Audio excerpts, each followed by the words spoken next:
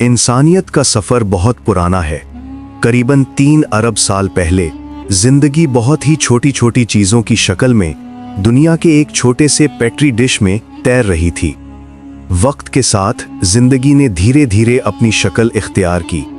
करीबन 6 मिलियन साल पहले होमिनिड्स जाहिर हुए, फिर आए होमो सेपियंस, जो होमो खानदान की अकेली बची हुई नस्ल है। ये नस्ल दुनिया में अपनी सोच, रहनुमाई और तहजीब के जरिए गुलूब हासिल करने वाली थी।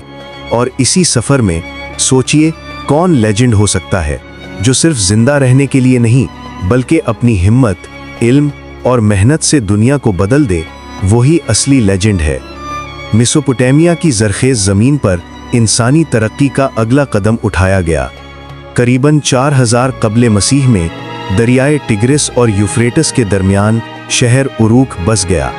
शिकार और जंगली फलों पर इन्हिसार करने के बजाय उरूक के शहरियों ने अनाज जैसे कि गंदम और जौ उगाने का तरीका दरियाफ्त किया। ये अनाज पीस कर आटे में तब्दील किया जाता और मुस्तकबिल के लिए महफूज रखा जाता। पहली मर्तबा इंसानों ने अपनी खुराक खुद पैदा करना सीखा। ये इब्तिदाई ज़राअत थी जो आज की दुनिया के लिए बुनियाद बनी। और वही लोग लेजेंड बन गए जो मुश्किलात और नई सोच से ज़िंदगी को बेहतर बना सके। मर्दों का औसत कद 5 फुट 9 से 5 फुट 3 हो गया और ख़वातीन का औसत कद 5 फुट 3 से 5 फुट तक आ गया। शिकार और जंगली ज़िंदगी से हटकर इंसान अब किसान बन गया था जो मेहनत और सब्र के ज़रिए ज़िंदगी गुजारता। करीबन 3000 कब्ले मसीह में अफसानी तौर पर बादशाह गिलगमिश ने सुमेरिया में हुकूमत संभाली। अक्कर्स ने जल्द ही सुमेरियों को हटा दिया और सारगुन ने आज़म ने तमाम सुमेरिया पर कब्जा किया। इसी दौरान मौजूदा पाकिस्तान के इलाकों में वादी सिंध की तहजीब उभरी। 3300 से 1300 कब्ले मसीह तक वादी सिंध की तहजीब अपने जदीद सैनिटेशन और टॉयलेट सिस्टम के लिए मशहूर थी। उनके टॉयलेट्स में नशिस्त और नाली शामिल थी जो ज़मीन के नीचे निकासी आब से जुड़ी हुई थी।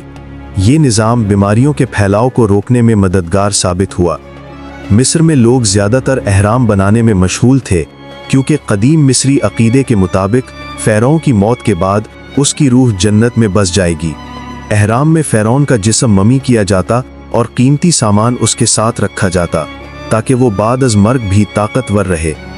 ये एहराम तामीर करने की रिवायत फ़िरौन जोज़र से शुरू हुई और खूफू ने अजीम एहराम गिज़ा की तामीर की जो आज भी दुनिया के लिए हैरत अंगेज़ है। और वही लोग लेजेंड बन गए जो सिर्फ अपनी लाइफ के लिए नहीं बल्कि आने वाली नस्लों के लिए सोच रहे थे और काम कर रहे थे। 2100 कब्ले मसीह में चीन में पहली सल्तनत की बुनियाद रखी गई। ज़राअत पर इन्हिसार करने वाले चीनियों के लिए जर्द नदी के सैलाब एक बड़ा खतरा था। यूडी ग्रेट ने कई साल मेहनत करके नदी के बहाव को काबू में किया और यूं पहली चीनी सल्तनत शिया कायम हुई। ये सबक देती है कि ताकत और हुकूमत सिर्फ मेरिट और मेहनत पर होनी चाहिए, ना कि सिर्फ वारिस पर।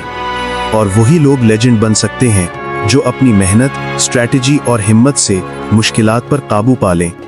1772 कब्ले मसीह में बाबिल के बादशाह हम्मुराबी ने 282 कवानीन पर मुश्तमिल एक सुतून बनाया जिससे शहरियों के रवैये और अदालती निज़ाम की बुनियाद रखी गई। कानून 196 के मुताबिक अगर किसी ने किसी का आंख नुकसान पहुंचाया तो उसकी आंख तोड़ दी जाए। इस कानून के जरिए मुआशरे में अदल कायम हुआ और साथ ही तबकाती तफरीक भी वाज़े हुई। नोबल लोगों की कदर ज़्यादा और गुलामों की कदर कम थी। ये सोसाइटी को स्ट्रक्चर्ड और डिसिप्लिन बनाता था मगर इंसानी बराबरी का पहला चैलेंज भी सामने लाया। और जो लोग इंसाफ और नॉलेज को फॉलो करते हैं वही असली लेजेंड बन सकते हैं। तुर्की में हिटीट सल्तनत की बुनियाद लाबारनस ने रखी जिसने शहर के शहर फतह करके सल्तनत कायम की।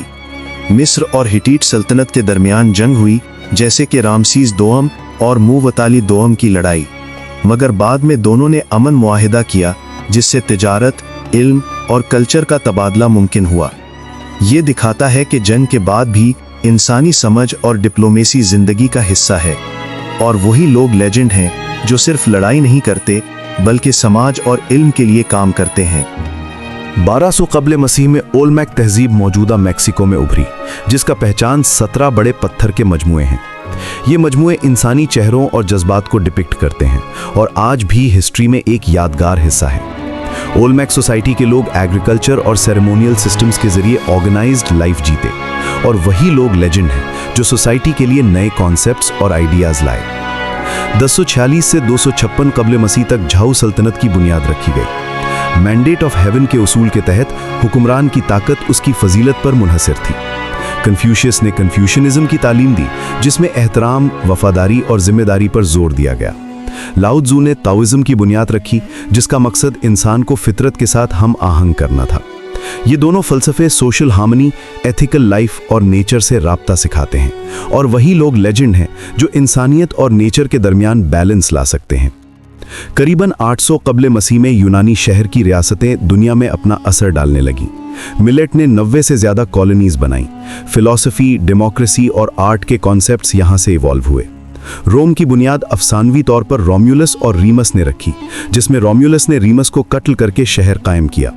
रोम ग्रेजुअली एक एम्पायर बना जो यूरोप, नॉर्थ अफ्रीका और मिडिल ईस्ट तक फैल गया। लॉ, इंजीनियरिंग और मिलिट्री स्ट्रैटेजीज की बुनियाद रोम ने रखी, जो आज भी मॉडर्न सोसाइटीज में नजर आती हैं। और वही लोग लेजेंड हैं जो नॉलेज और स्ट्रैटेजी के जरिए अपनी सिविलाइजेशन को लॉन्ग टर्म सक्सेस देते हैं। 550 कब्ल मसीह में सैसिनेट सल्तनत के तहत फारस ने ताकत हासिल की। कोर्सिस के अजीम ने अपनी फौज के साथ इनकलाब किया और सल्तनत की बुनियाद रखी। उसने बाबिल और वादिय सिंध पर भी कब्जा किया। फारस और ग्रीस के दरमियान कॉन्फ्लिक्ट्स और डिप्लोमेसी ने इंटरनेशनल पॉलिटिक्स के पहले मॉडल्स दिए। और वही लोग लेजेंड हैं जो अपनी हिम्मत और विजडम से अपने इलाके और लोगों के लिए बेहतरीन डिसीजंस लेते हैं। इंसानी तारीख का सफ़र इससे भी आगे बढ़ता है। हर सल्तनत, हर जंग, हर फलसफा और हर सोसाइटल स्ट्रक्चर ने इंसानी जिंदगी, सोच और कल्चर को शेप दिया। और सोचिए, कौन लेजेंड हो सकता है?